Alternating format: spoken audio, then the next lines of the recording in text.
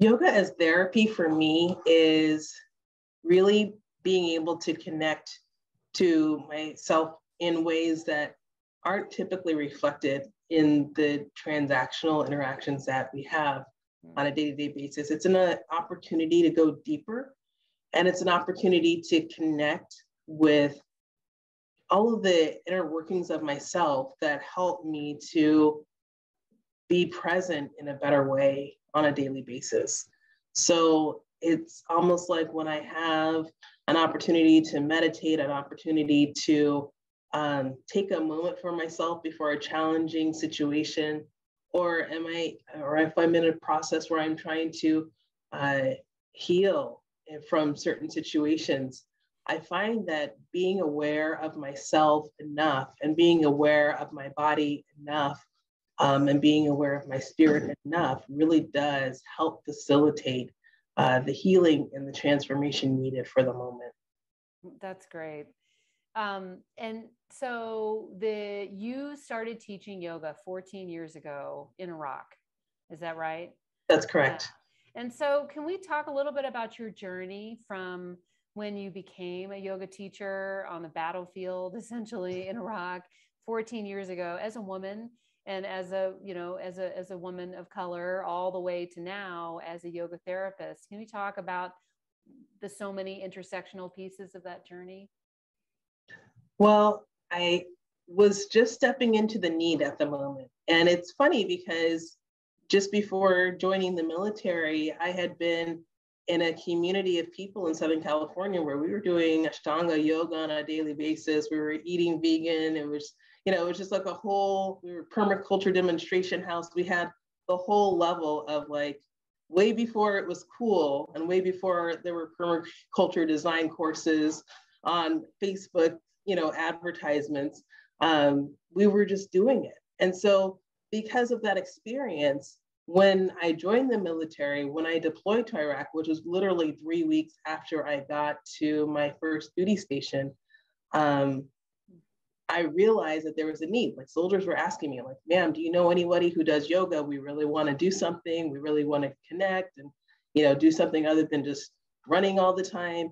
And it really was just me stepping into, hey, I'm not really a yoga teacher, but I have a really good Ashtanga practice and I know some Pilates, and here we go.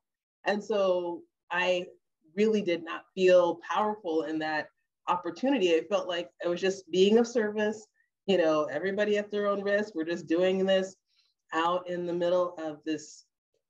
It was kind of like a ceremony space. And it was not very much used. It was kind of like an isolated place on the base in Iraq. And when it came time for us to practice, we would just go and practice and just get us through the day, get us through the week. And ultimately at the end of that rotation, or towards the end of that rotation, we actually lost a senior leader. And it was a senior leader for the soldiers who had specifically asked me to practice yoga. And that memorial was held in the same space that we had been practicing yoga for the last several months. And it was just so powerful to know that that space had been cultivated by our practice and by our intention for so many months before we had to process the loss of somebody so meaningful to us.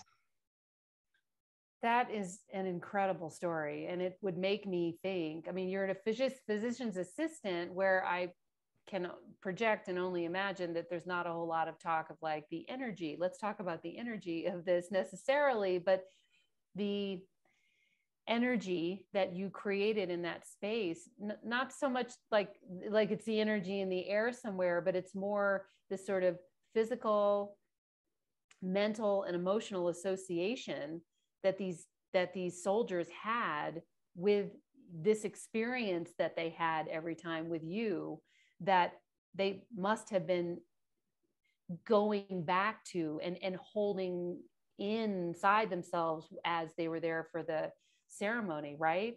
Don't you think that, talk about an intersection? Am I understanding that correctly?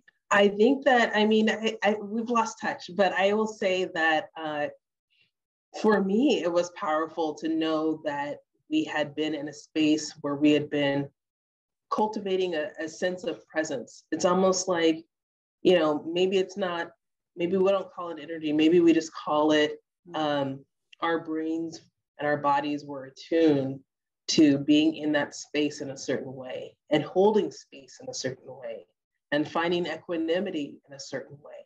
Mm-hmm. And so that combination of perpetual development of equanimity in our yoga practice created an opportunity for our brains to be trained to know that this is a place where we can maintain some equanimity in the face of something exceptionally challenging.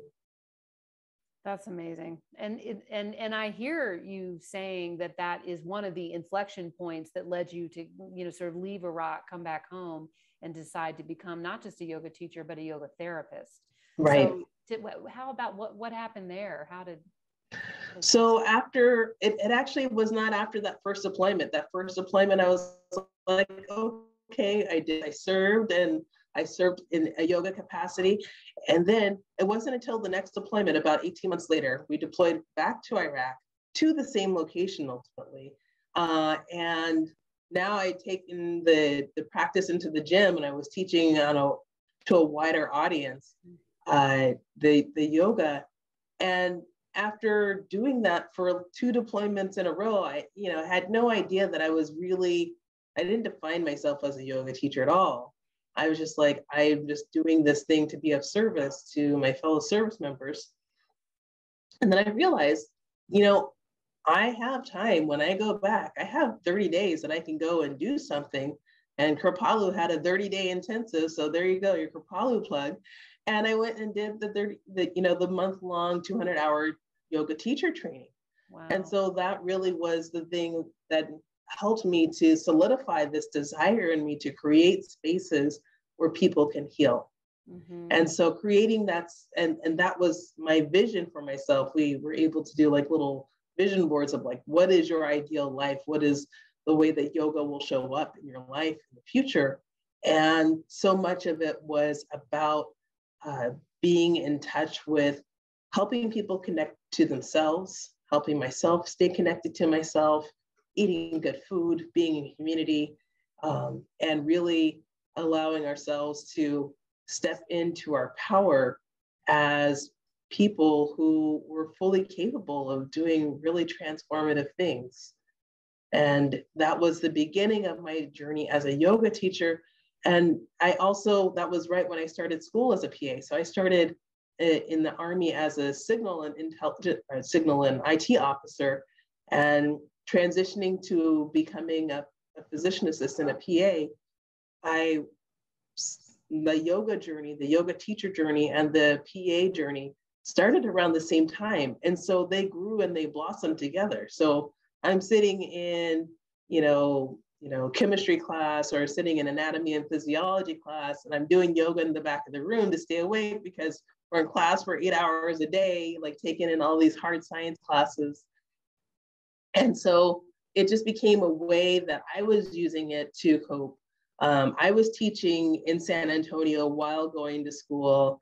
I was gardening while in San Antonio going to school. I was doing all of these things that were part of my vision for myself and my life while going to school. And eventually, after practicing and going to South Korea and learning Zen yoga, which is a whole different form of yoga that really kind of elevated my sense of self, my sense of connection, and my sense of being in my own power, and no matter what the situation it was.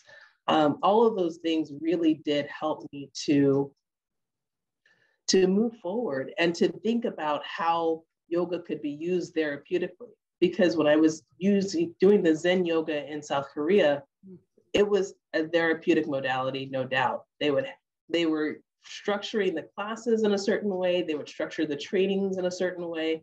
They would have practitioners come and do different massage techniques and different energetic techniques and alignment. And seriously, I went from being a burnout, like fresh PA in the middle of nowhere, practicing rural medicine and feeling like I couldn't handle everything, to achieving like a badge, an Army badge that, only 18% of the Army is able to achieve, the expert field medical badge. And so like going from feeling like a zero to feeling like a hero, so much of it was about the investment of time and energy that people use, that my yoga mentors use to help me to develop. And ultimately, that was what helped me to understand how important yoga therapeutically was and being a yoga therapist was. Now, they wouldn't call themselves yoga therapists per se.